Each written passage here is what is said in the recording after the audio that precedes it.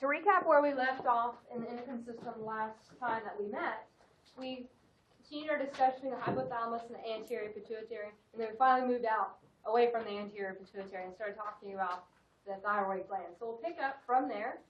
To review for you, we previously spoke about thyroxine and its control. Then we needed to go ahead and move on to another hormone produced by the thyroid gland. We identified that it's not just thyroxine made at the thyroid gland.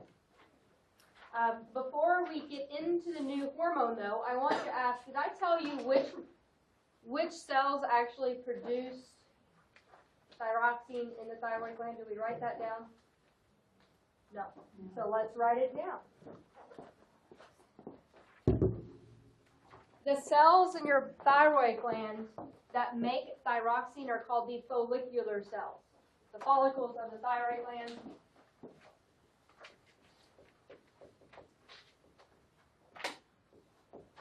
The follicular cells make for us our triiodine and tetraiodine.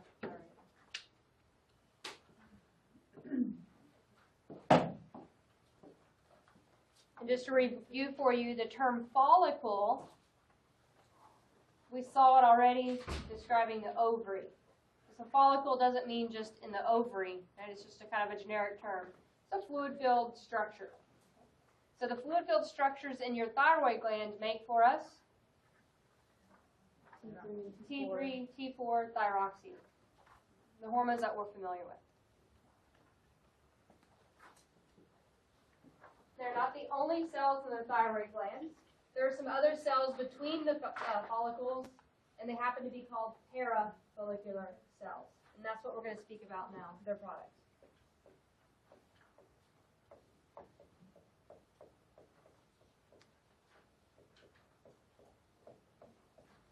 The parafollicular cells are the cells that make this next hormone. Which hormone are we about to talk about? Something called calcitonin.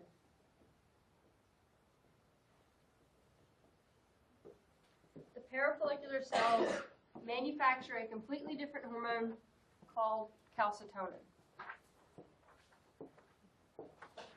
What do you think maybe calcitonin does or has something to do with? Calcium. Something to do with calcium.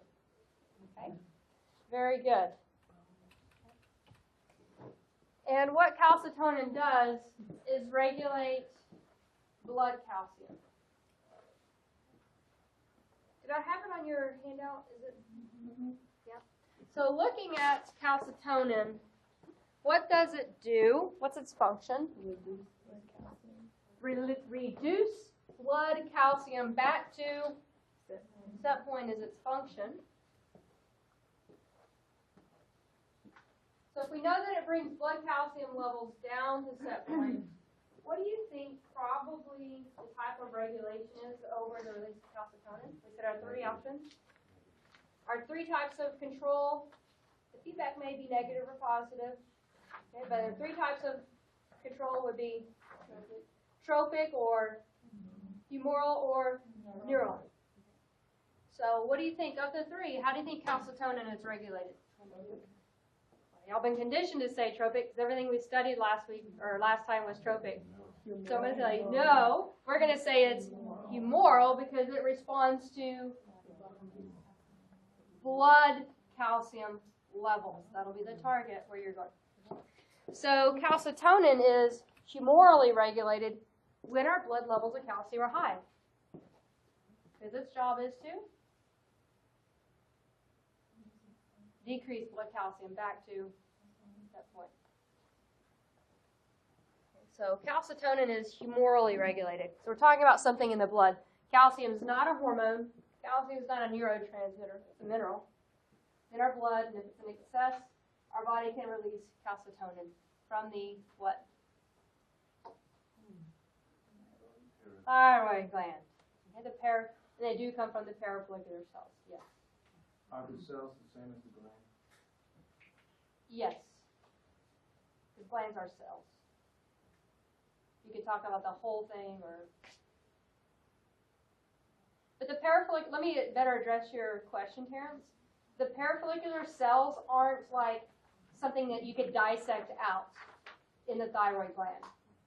They're just in between. So they won't be noticeable like, say, a pituitary gland or ovary or something like that. But they're cells within the thyroid gland. They make them pretty visible. That thing, you see the whole organ, the thyroid gland. I don't see any cellular level in those images in your textbook, which we just showed. But there's 4 things that pointing to. You're moving ahead. You're on a different gland. We are still in which gland? Thyroid gland. Deep within the... No. And the other one's not. Hold on. Oh, I thought it was the back side. Yeah, it is. Okay. All right, let's get back. The thyroid gland itself, just like anything else in your body, has a front and a back, right? This image in your textbook, figure 6.8a, is just looking at the gross anatomy. It doesn't show the cellular level. If I want to look at cells, I need to do a microscope image, right? So this isn't a microscope image, so I can't differentiate follicular from parafollicular in this thing, the thyroid gland. Does that make sense? It doesn't make sense, Krista? No, I'm glad you said it straight. It's the organ, the whole organ that you can palpate. I could go and dissect something and see the thyroid gland. If I wanted to see a difference from cell A to cell B, I'd have to take a tissue, prepare it, look at our microscope. And so what you're looking at is on the back side where there is something extra back there. We're not there yet. Okay? So let's just review. Thyroid gland produces 2 hormones, thyroxine and calcitonin directly. We're not going to differentiate them by just looking at someone's neck. Oh, there must be the parafollicular cells or whatever. We can't do that. If we study thyroxine more specifically, it can be released from those parafollicular cells when our blood levels of calcium become elevated, above set point, because we said it's humorally regulated. We kind of zipped ahead and talked about the function. But let's talk about the targets as well. What are the targets for calcitonin? If my blood level of calcium is too high, what in my body could I target? My bones, kidneys, what else? Intestines. Very good. The targets for calcitonin include your bone tissue, your kidneys, and your intestines.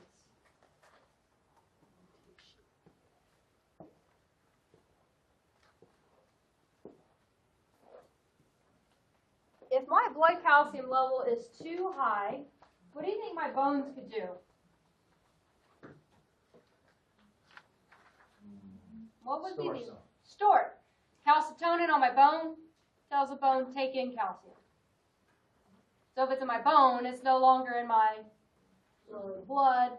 It's in your in your circulatory system, so your blood levels are at that point, hopefully. What could my kidneys do if I've got excessive calcium in my blood? Filter it out. Filter it out. Filter it and never reabsorb it. So it goes out in urine. So just filter it and don't absorb it as much. Is that how you get kidney stones? There's one reason why you can have kidney stones. Because your kidneys do have the ability to filter it. Right. What could my intestines do if my blood calcium levels are too high? Do what? Not filter it, but not absorb it? Yeah. And even just, pass it through. What did you say? Eliminate it. Nicer, prettier word than what I was thinking.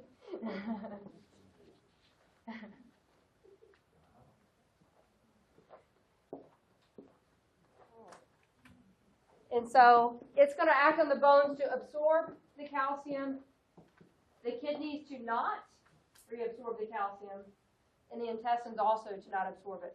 So the effect is the blood calcium levels are brought down to set point. And for me, I'm a visual person, so when I hear the word calcitonin, I think tone. I go in my head, I'm like, tone, push down, right? Calcitonin, tones your calcium down to set point. By acting on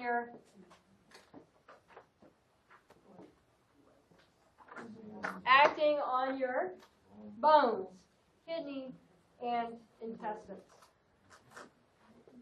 So calcitonin is an important hormone to keep our blood calcium in set point, but it's not the only hormone. There is an antagonistic hormone called what? Parathyroid hormone. It comes from the parathyroid glands, and this is the image which was being referenced to a moment ago.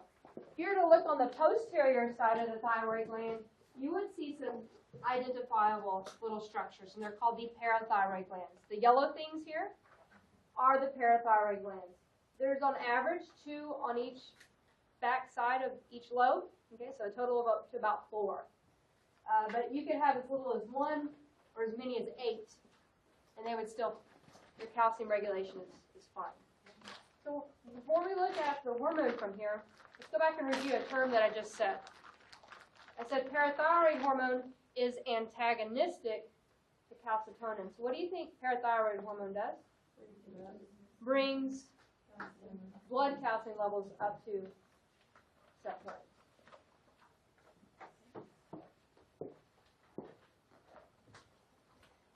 All right, so the parathyroid glands are on that posterior side. Parathyroid hormone, you can, as I said, say what it is. You can abbreviate it PTH. It is also going to be humorally regulated, but when our blood calcium levels are depressed, right, below set point. It's going to have the same primary targets, and the effects would be opposite. What do you think parathyroid hormone would do to the bone?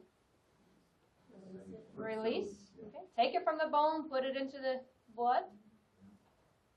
Kidneys will absorb it, and certainly not I can't do this double negative properly without sounding weird. If it's filtered, it's reabsorbed, not eliminated. And the intestines can enhance absorption if it's in the diet, to put it into the circulatory system.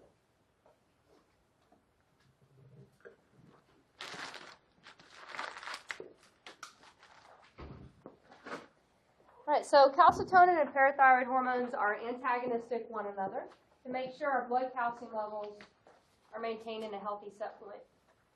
Not all of our factors in our body are kind of regulated by 2 hormones, but this one is. Calcium is. So what can we deduce about calcium if we've got 2 hormones precisely regulating it? It's really, really, really important. If you may recall from chapter 5, we said it acts as a second messenger in a lot of tissues. And so we really want to keep its levels precise. Yes?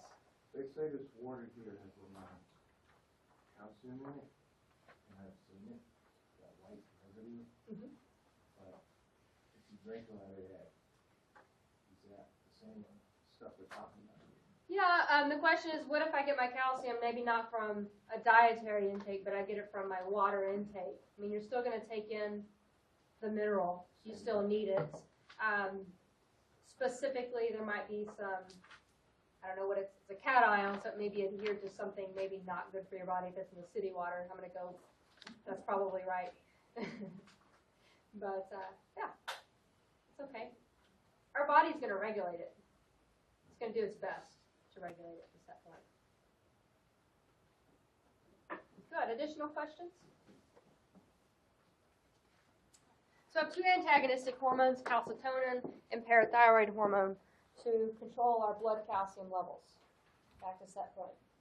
The next structure we're going to talk about is called the adrenal gland, and it looks so cute and harmless, doesn't it? Yeah. Okay. Maybe not cute, but it looks harmless, right? But it's got a lot going on in this little structure. The adrenal glands get their name because they are adjacent or affixed to your kidneys, the renal glands, renal organ. If we were to do a cross section of them, there's an outer cortex and an inner medulla. We became familiar with the adrenal medulla at the end of chapter 11, I think it was, in the efferent nervous system. We talked about how it provides a sympathetic nervous system effect. So we'll review that. But what's new to us is the adrenal cortex. So you guys identified this in your handout that you're turning in today. So we'll talk about both of those. The first layer is called the cortex. Okay, so the cortex just means the outside. And reminding you, cortex, medulla, generic terms, outside, inside, right? Outside, middle. Be sure to use the prefix adrenal medulla, adrenal cortex, which is different than, say, the cerebral cortex, which is different than the medulla oblongata, which is different from your renal cortex and your renal. Okay? Does that make sense? So if I'm talking about the adrenal cortex, I need to say the adrenal gland. If you were to do a light microscope cross-section of the adrenal cortex, you would find that it's defined into 3 distinct layers, 1, 2, 3 of the outer cortex. To add to the complexity of the adrenal cortex, each layer secretes a completely different class of steroid hormones. Each layer makes its own type of steroid hormones. But all 3 layers make steroid hormones. What do we call them? Very good. Corticosteroids. The adrenal cortex makes corticosteroids.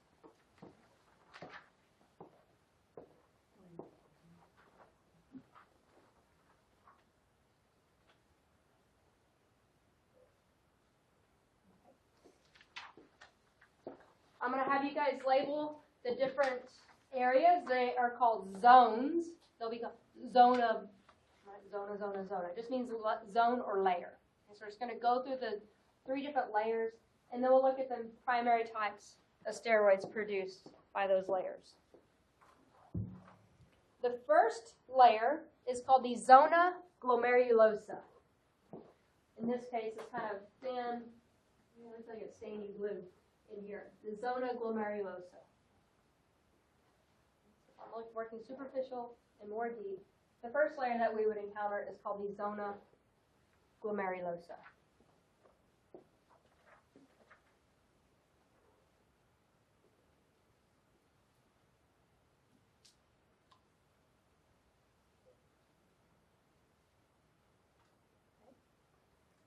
The second layer of the cortex is called the Zona fasciculata.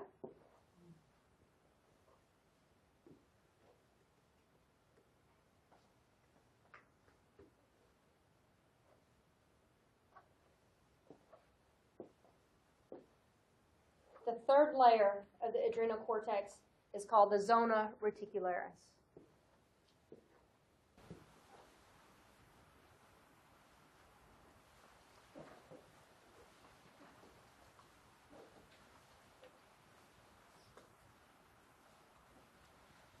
All 3 of these layers are making what? Steroids, corticosteroids. We'll differentiate them coming up. But if any cell is making a lot of steroids, which organelle would it be rich in? Which organelle would it have a lot of?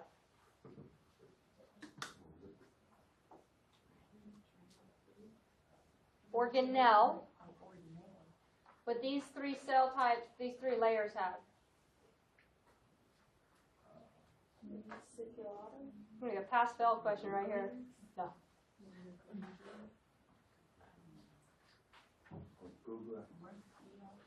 Hell, naming everything but which one though?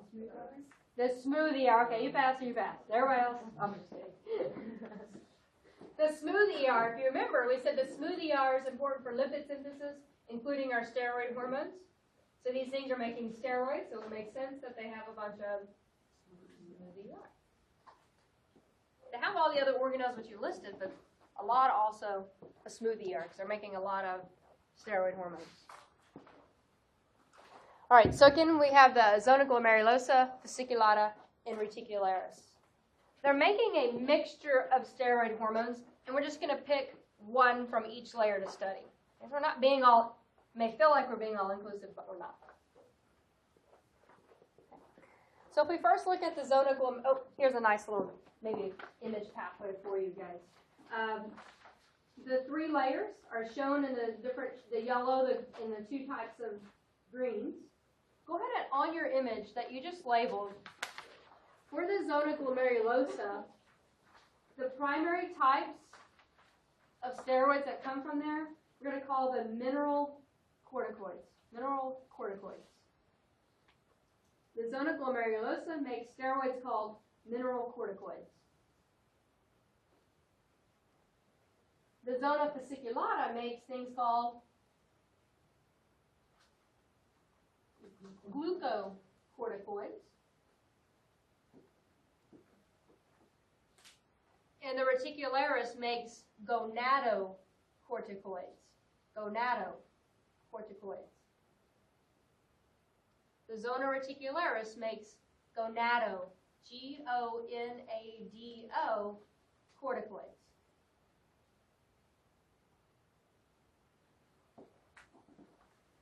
Again, just to repeat, the zona glomerulosa makes what? Mineralcorticoids. The zona fasciculata makes glucocorticoids.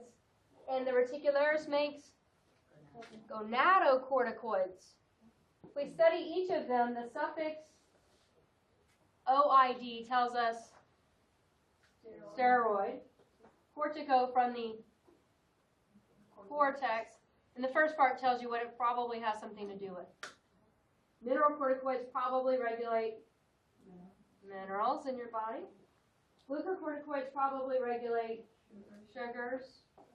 And our gonadocorticoids regulate our gonads.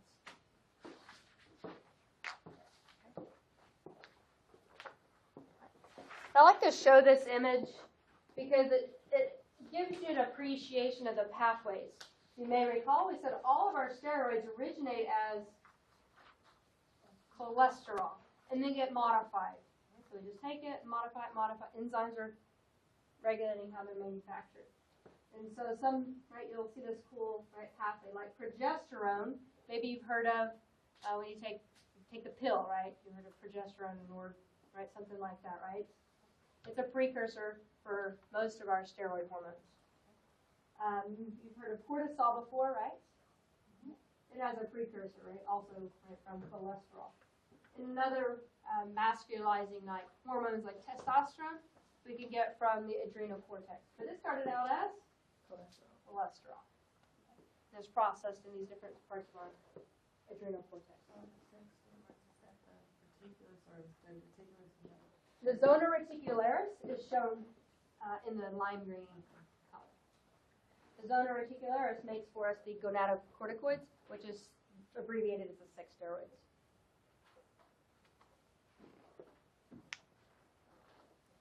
Additional questions?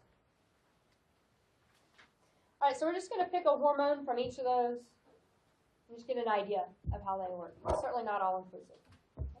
The first layer we're looking at is the zona glomerulosa. We said they make things called mineralcorticoids. The hormone that we're picking out of the hopper that's a mineralcorticoid is aldosterone, which you get to review from your handout that you're going to turn in today. So while you're there, turn to your handout about what you found about aldosterone.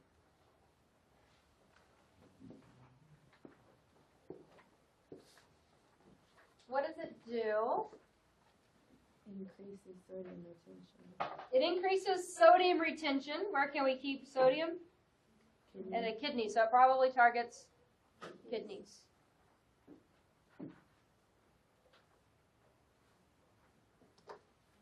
Which tells us we're going to study this hormone in the renal system. Very end of the semester. We'll see it used there.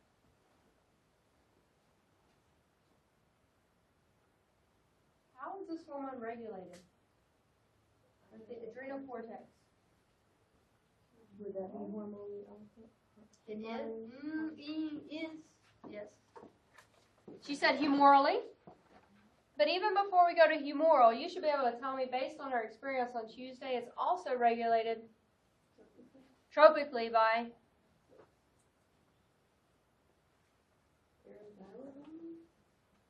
no.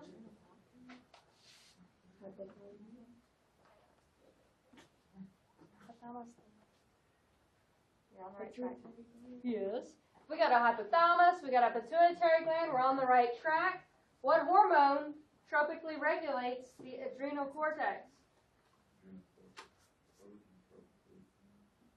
ACTH. ACTH, adrenocorticotropic hormone. Say that fast. Makes sense.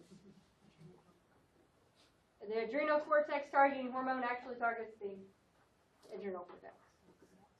So where we're going is there are many ways that this hormone is regulated. And so we'll start a list. You guys are right. It is definitely humorally regulated.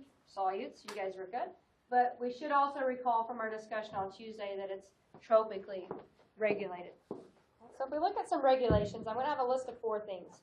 1, tropically. We know that adrenocorticotropic hormone, or ACTH, from the anterior pituitary targets the adrenal cortex to activate it.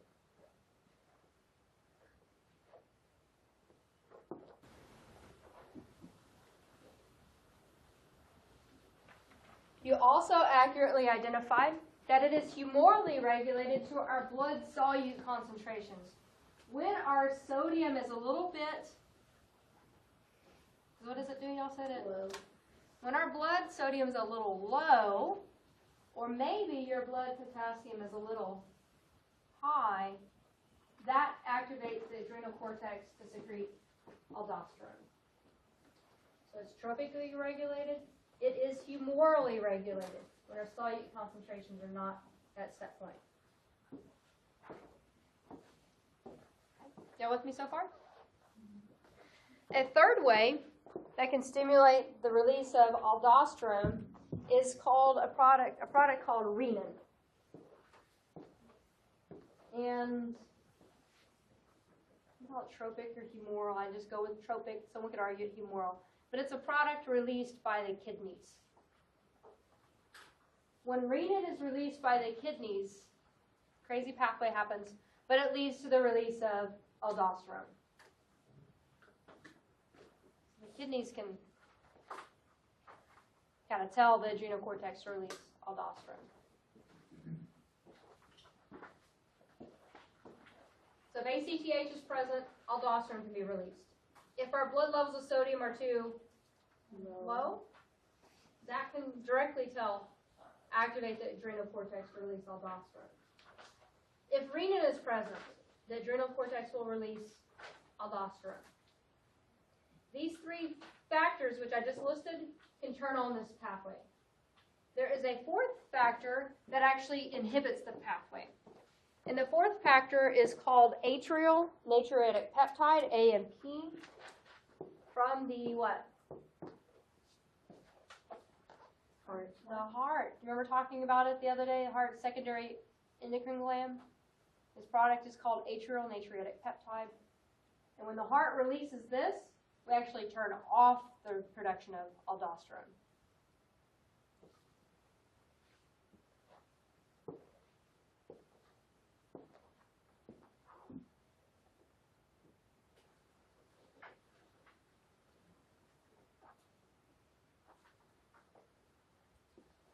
So the question is then, what does aldosterone do? It targets the kidneys to do what?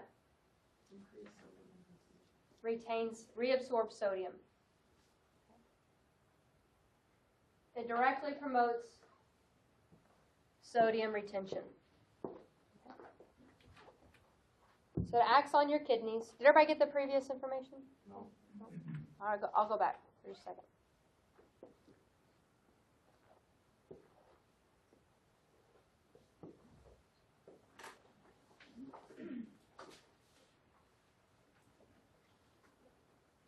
We okay to move on?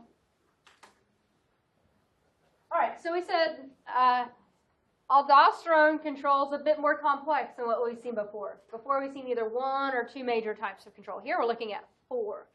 But the target is still the same once aldosterone is released. It's going to act on the kidney tubules, which we'll see in chapter, I think, 18 and 19 is where that is. The effect, you said, is to reabsorb sodium. Filter it out and put it right back into the where? Where's it going? Into the blood. To bring sodium back to that point. Sodium and potassium are pumped in opposite direction. And so if we keep sodium, we excrete potassium. So it's a direct mechanism to retain sodium and eliminate potassium to bring our sodium levels up and our potassium levels down back to set point for each of those. So that's what it directly does. Maybe you want to put in a parentheses or whatever. It directly promotes sodium reabsorption. The effect, though, is if of my kidneys, I keep sodium, get rid of potassium, I create an osmotic gradient. Remember osmosis chapter 4 of the lab? If I put more solute back into the blood, what's going to follow? Water. So directly I'll retain sodium, but indirectly I'm also going to keep water. So take out, keep sodium, water follows, my blood volume goes up, and hopefully my blood pressure goes up. So it has a few indirect effects as well to increase your blood volume and blood pressure. Why do we want our blood pressure up? Because if It it goes seems to be down, a big it hurts. problem. What if your blood pressure is below set point? I don't know. What if your blood pressure is below set point? Even without throwing the factor, if you're below set point, you're out of homeostasis and you're susceptible to disease and death, right? So I want my blood pressure to be in set point at all times. I want my sodium to be in set point at all times. I want my potassium.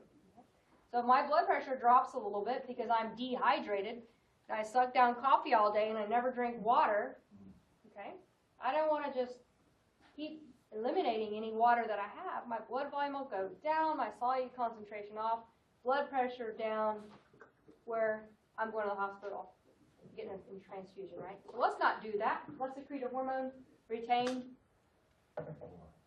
sodium, retain water, bring my blood pressure not exceeding set point. No, hypertension is not good. I want to be at set point, right? So aldosterone can target that way. So it's not in excess, Terrence. We don't want to fall either way. We definitely don't want to have low blood pressure. That might be, I don't know which worse, but either way, not good. You just don't hear about that much. It can be hypertension. Yeah, because, Yeah. I actually have low blood pressure. Like every time my mom takes my aunt, she's like, you're practically dead because she has a really, really low blood yeah, pressure. each person is going to have their own set point. Okay, we have the standard published numbers, like 120/80, plus or minus, whatever. But each person, I mean, genetically, you may be falling on the upper end of the scale or the lower end of the scale, or there's maybe a hormonal problem that's never been diagnosed. It could be something like that. Good. All right, so aldosterone, we can see is kind of complex. We introduce it now. Should be iterating the tropic pathway. If I want to release ACTH, what has to come from the hypothalamus first?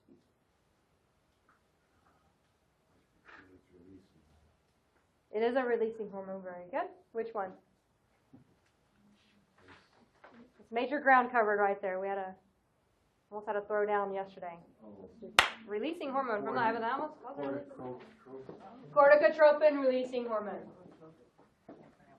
So if we look at that humoral pathway, hypothalamus releases what? Say it again. Corticotropin releasing hormone. Targets the anterior pituitary to release ACTH, which targets the adrenal cortex. In this case, we're looking at which hormone? Aldosterone, which goes on and acts on the kidneys to reabsorb sodium, which then allows us to reabsorb water to bring our pressure and volume up to set point. Good job. Now that's a good thing, like if you lost blood. Yeah, if you've lost blood, though, if you remember, hormonal pathways take a long time. If you've lost blood, you're not going to rely on this to retain this. You're going to rely on the blood bank somewhere. I mean, they won't give you a shot of it. Not that I know of. They're going to give you a shot of a liter of blood. Here you go. So it takes too long for your bone marrow to produce that much blood. Yeah, it takes almost 2 months.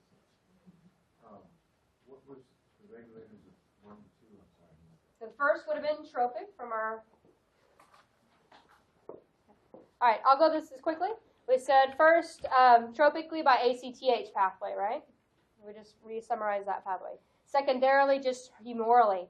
If the cortex detects low levels of sodium, that pathway can by itself be humorally regulated. Okay, so tropic ACTH, humoral, low blood sodium concentration. Additionally, we said another thing called renin from the kidney can regulate it. And then antagonistically, atrial natriuretic AMP, will stop that pathway. We identified as well the target and the functions. These 4 pathways, in addition to writing it, you have an image. It's kind of small. I don't want to take up a whole page for it. So, but each of the 4 are illustrated. 1, 2, 3. ACTH was first. Humoral. Item 2 over here. Item 3, the renin pathway. Notice the arrows, they're solid. So that means it's stimulatory. And if you notice a dashed line, then it tells you that's inhibitory. So if AMP is present, are we going to secrete aldosterone? No, because it's inhibitory.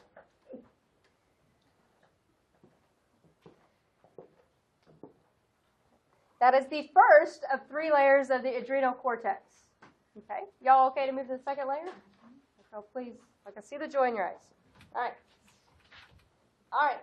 Zona fasciculata produces, y'all remember the type of, good job, glucocorticoids. The zona fasciculata produces hormones that you've probably heard of. And you see when you go to the pharmacy, right? And you go, oh, what is that? Glucocorticoids. Hydrocortisone, corticosterone, cortisol. You've heard of those before? What do you hear about them for?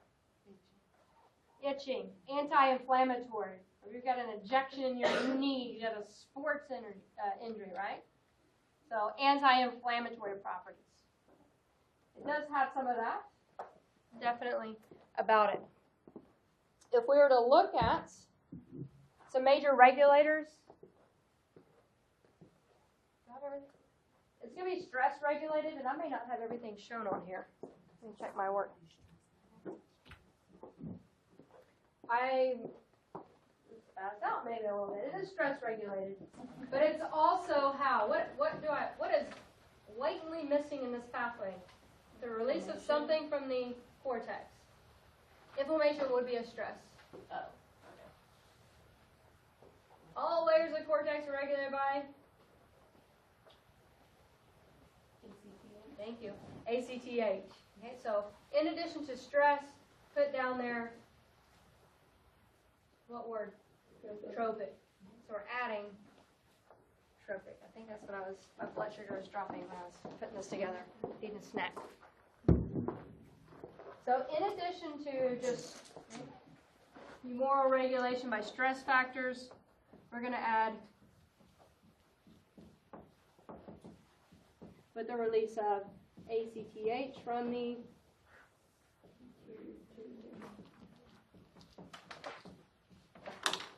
very good.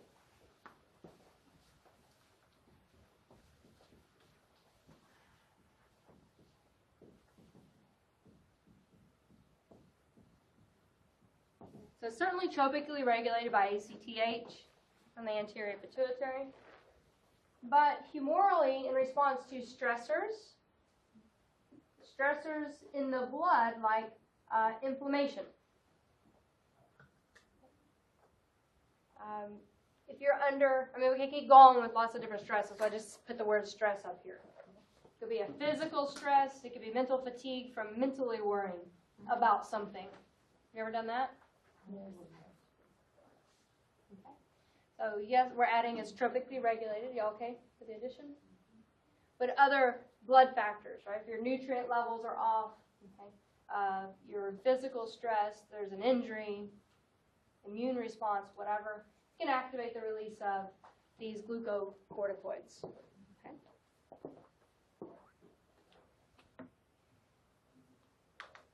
Therefore, it's going to be system-wide.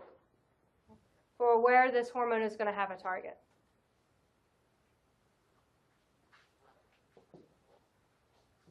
And as the name might kind of give itself away, it has something to do with glucose. And it's not just glucose. It's like all of our nutrients, our sugars and our proteins and our fats. And so I have listed here carbohydrate, right? There's your sugars metabolism. Protein metabolism, I could add in there lipid metabolism as well. And you also identified that it has anti-inflammatory effects. And therefore, we could call it an immunosuppressor. If there's inflammation, cortisol can kind of try to alleviate some of that inflammation and keep it from being so full of fluid and painful and etc. Or itchy, whatever the case may be. That's why you can't take a lot of cortisol because it suppresses your immune system. Yeah. Very good. She said, well, this is why you probably can't take cortisol, a lot of it, because if you take it a long time, you might actually become, you may stop producing it, but you may first become what? Sick. You all probably, being a student in college, okay, you probably have experienced this. Finals week, it happened to me anyways, every fall. Finals week, you've had a long semester, you've been working your butt off, you're not sleeping right, you're not eating right, and you got all your work and all that junk, you know? And so you will go back stressed. But you're powering through, you're doing it. Okay? You're doing your work. But you're tired. Okay? And finals week happens, and so your sleep goes down, your food, right, intake, just everything's bad. You go through, you power through, you take your test, you do great. First day of vacation, first day off of work, what's happening to you? You're so sick because your immune system has been suppressed. So you're right on the bus, you pick up the cold flu, and you're stuck in bed, right? Because cortisol has been trying to help you power through. And that's what it does. Cortisol brings your nutrients up, kind of like with the sympathetic nervous system, but more long-term. So you remember the sympathetic nervous system's quick, right? Nervous system fast. Endocrine system, it keeps your nutrients up, sugars up, proteins up, because you're stressed. You need energy to keep going. So the offset is, if it's bad enough, it does suppress the immune system. And it's good, it's bad. Does epinephrine play into it? Not from the cortex, no, but from the... So I meant in terms of this keeping everything... the question was, does epinephrine play into this? And I'm just going to blanketly say probably not, because epinephrine... Yeah, so epinephrine should be released only in those quick, short-term stressors, unless you're just on edge all the time and you keep getting spaz out. But otherwise, I'd say no. So it keeps our nutrients high, which is good. You're trying to power through something. And it is anti-inflammatory, which is good. If you've got an injury, you don't want your whole knee to swell up, right? But if it's long-term, uncontrolled, you can see some offset. Can they give you cortisol shots if you ever go to that acne or something? I'm making this up. I don't know. It would make sense, Right. but I don't know. Very good. Do what? Do what? I still. Oh, your knees, yes. They're more common in like physical injuries, but it does have anti-inflammatory properties. If it's used for acne treatment, I've not heard of it, but it doesn't mean that it's not so. All right, so now I think, next layer, Zona reticularis. Produces what? Gonadocorticoids. And predominantly things called androgens, which means you'll find it in both genders, but mostly like the masculizing hormones, like testosterone, for example. You'll find a lot of being produced from here. You said androgen means both sexes? Yes. Androgynous is like, yeah, without gender, so it would be in either gender. All right, so we're going to look at the androgens. It can be tropically regulated by ACTH, your anterior pituitary pathway. I'm going to back up a little bit.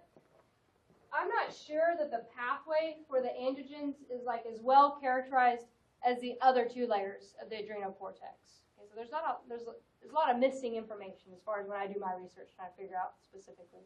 But it is known that these sex steroids can be produced here, okay, from the adrenal cortex. They'll target system-wide, and it can supplement the sex hormones from the gonads, so the testicular testosterone, the ovarian estrogens. Not sure about progesterone coming from here, but they're there to kind of help out, if you will. So someone could have no ovaries, nor no testes, and they would still have some sex steroids. Not near as many, but they would still have some testosterone for tissue maintenance. Get like a hysterectomy or something. Yeah, so if you had a full hysterectomy, you're still going to have some testosterone in the circulatory system because of the adrenal cortex.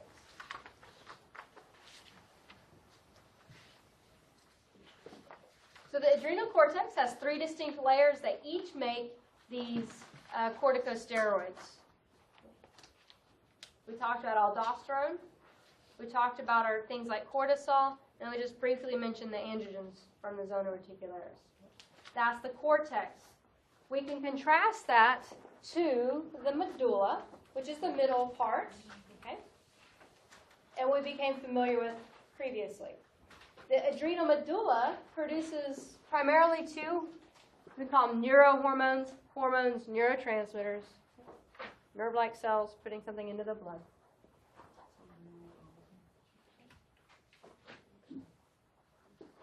Definitely regulated by which nervous system?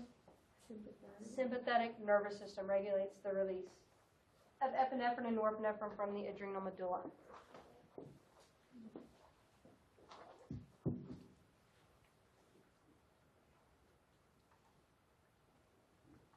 The target also system-wide. We talked about how it goes to the blood, has different effects on the brain, heart, smooth muscle, whatever, right? It's just distributed throughout the body. And we also know because it's a sympathetic nervous system, it's going to initiate that immediate fight or flight response.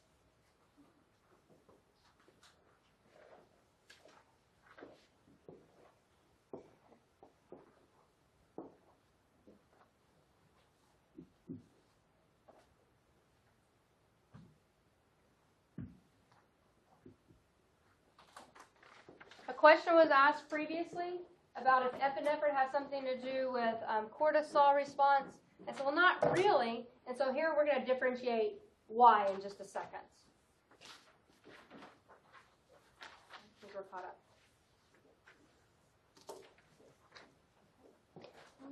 So the adrenal gland does help us deal with different types of stress. We know we have 2 types of stress. We have one, we could say it's not even that specific. Our 2 types of stress that our body sees. Physical and mental. Well, that's what she just said. But I was going to say short-term or long-term. Whether it be physical or mental, short-term quick, long-term, long-term. All right. And so the adrenal gland regulates both types of stress, each short-term and each long-term.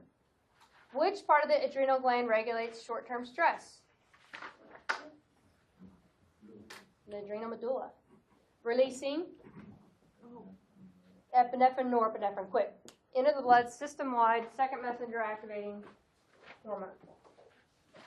More long-term stress. Now remember, long-term, longer than a few milliseconds. So, no. What? What did you ask?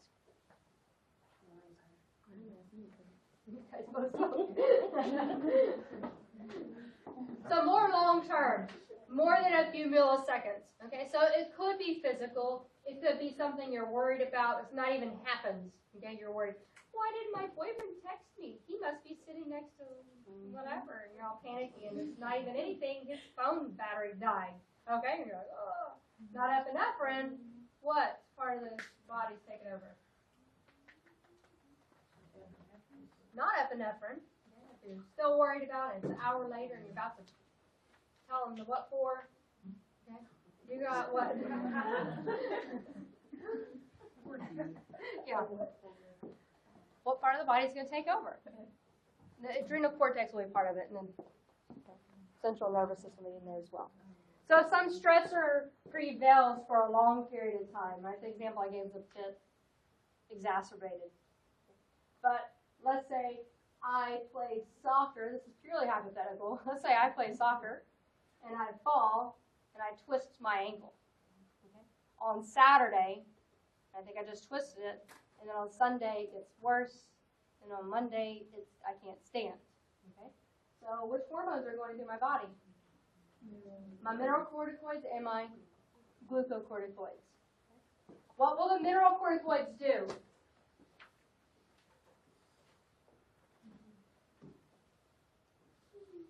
Retain sodium, which leads to water, which leads to blood pressure and volume.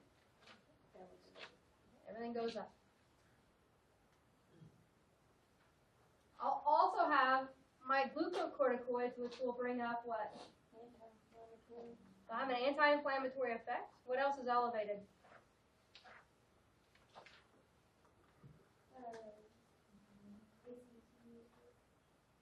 The pathway will initiate the release of these. We're saying once they're released, our carbohydrates, our proteins, right? Our metabolism is going up. So we're hurt. We've got to deal with it. It takes more energy. What's the norepinephrine do? Norepinephrine is quite analogous to epinephrine. So they both have sympathetic effects.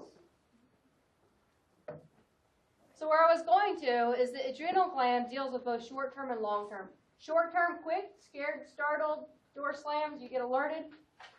What's happening?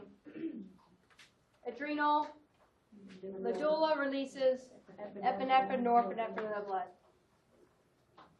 Something prevails. Adrenal cortex takes over, releases our glucocorticoids and our mineralcorticoids. And I can have an extreme example where I got hurt. You'll also see this pathway activated just getting up in the day. Do you remember from the video a week or so ago? Just getting going for the day takes energy, right? Yes, I know. And caffeine, right? But your body doesn't have a source for that. So we got to leak some cortisol into the body. Mineralcorticoids, bring your blood pressure up. Bring your nutrients up. Get going. Get the brain going. Get the body going. So it's not just in extreme situations. I want to clarify that. Does that make some sense? All right. So that looks like it concludes the adrenal glands and would take us to the pancreas. Any questions before we transition to the pancreas? All right, so let's look at the old pancreas. The pancreas, associated with what? Associated with the stomach, associated with the insulin, has something to do with nutrients. The pancreas is an interesting organ. Not only is it an endocrine gland, it also has an exocrine function. We're going to look at just the endocrine function. When you go to nutrition, you'll look at the digestive ability of it. But we're going to look at the endocrine part. Within the endocrine glands, we have some unique cells called the islets of Langerhans that look less dense in this image. And that's where our different types of hormones are produced here at the pancreas. There's actually 3 hormones produced by the pancreas, but we're going to study 2 of them. We're just going to study 2 of them.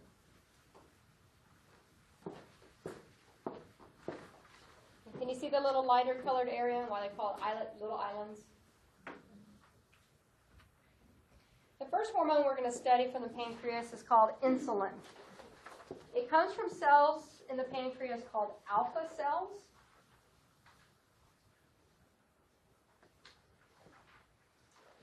And this is probably the hormone that, if you know anything about hormones, it's this one. You just have some level of familiarity with it. How do you think it's regulated? Humorally. In response to high blood sugar activates its release. If my blood sugar levels are elevated, and I'm saying blood sugar, that's what we usually say, but you could even just say nutrients, blood nutrients. It doesn't have to be sugar. It could be fats, proteins, whatever. After a meal, your nutrients are elevated. So we would see that trigger the release of insulin. So we'd say definitely humorally, when our blood levels of glucose, proteins, lipids become above set point.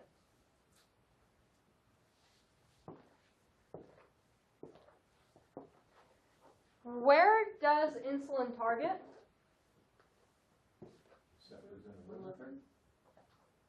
It can target the liver. It may target the kidney. I'm not saying it doesn't. Muscles. So liver, muscles. Okay, keep going. Brain. Pretty much. Yeah, system wide. And I was getting hung up a little bit on kidneys. I'm sure some cells would still have insulin receptors on the kidney.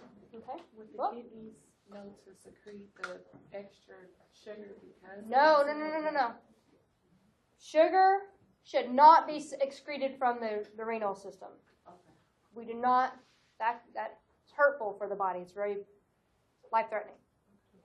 So insulin doesn't promote excretion of glucose through the kidneys. Okay. Its main target, as you guys identified pretty well throughout the body, the muscle, your fat, okay? Yeah, the liver too. You could throw that in there. It tells your muscle cells, it tells your fat cells to do what? Your liver cells to Break down. not break down. My blood sugar is too high, so I need to Get back to set. get the blood levels back to set point, so my cells should store it. So my muscle cells can take in sugar. My fat cell, or nutrients, right? My fat cells can take in nutrients. My liver can take in sugars and store them. So it promotes these anabolic reactions at those tissues. Yes? A long time ago, I don't know what I did before, but I went and had a drink or two, a wine or something. And like, everything started hurting my muscles. And the bartender said, that's because I'm trying to think of it. So he had an explanation. I don't know. You have to think about it. That? No. Okay. Not at this point. However, totally unrelated, I think, to insulin, maybe. But if you remember, alcohol causes vasodilation. Right? It's had a bunch of blood vessels dilating and bringing blood into organs that aren't being active. So I'm going to guess. I don't know. But if we look at insulin itself, it promotes the uptake of nutrients. Okay? Takes them from the blood to store them. You won't see them being excreted, though, like you did with calcium. We don't want to excrete glucose. We don't want to excrete protein. We don't want to excrete lipids, because that's a source of nutrients.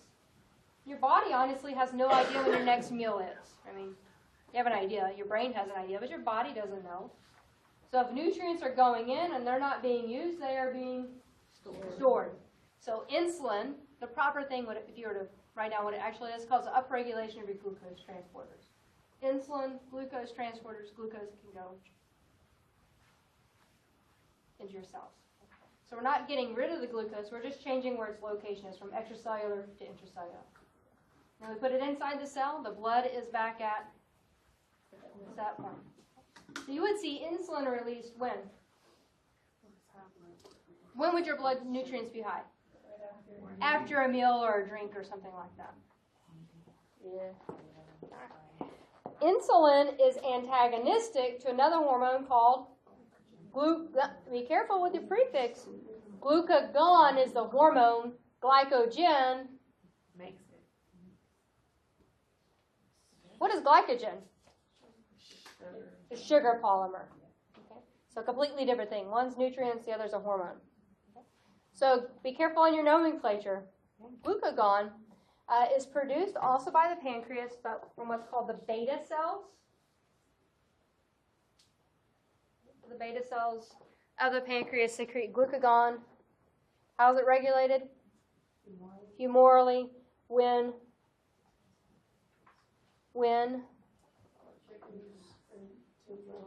our blood nutrients are too low. So like when? When you haven't eaten. When you go to sleep at night. When you skip your breakfast. For example. Good question?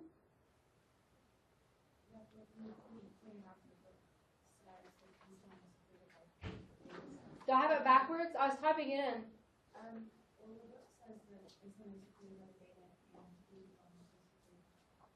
Okay, so I have it backwards. I was literally doing the second section very quickly, hence the other error here. So, and when I was typing it, I was doubting myself, but I didn't go check myself. So very good. Let's make that correction. Thank you. So we're changing the type of cells, and I apologize about that.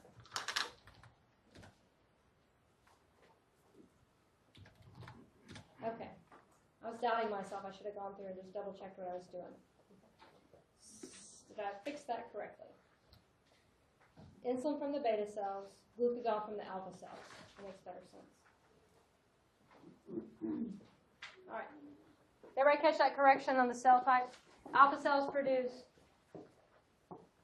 glucagon, thank you. And beta cells produce insulin. I'm sorry about that. I was rushing. I shouldn't do that. But their effects, they are antagonistic one another to maintain what? For blood nutrients, blood sugar, right? Homeostasis.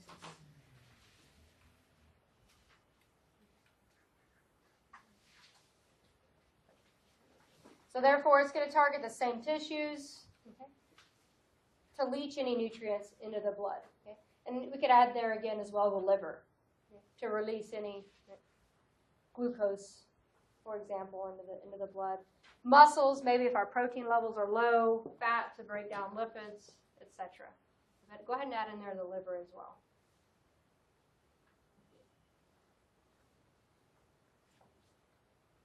It'll have more catabolic effects at some storing tissues, just to release their contents into the circulatory system.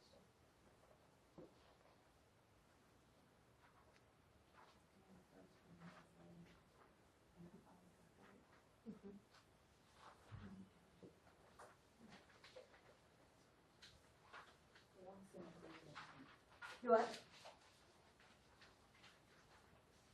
So what glucagon does is takes nutrients from storage in the cells and puts those nutrients into the blood to bring your blood levels.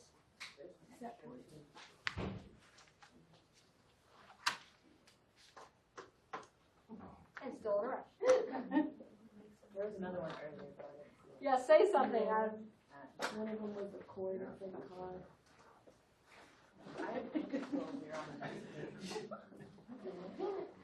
Let me know what those are, please, at class, and I'll fix those. Clear a lot. I didn't either. Oh, that's it. All right. That looks like that concludes our discussion over the endocrine system. We don't have quite enough time to do the activity, so we'll conclude our discussion here.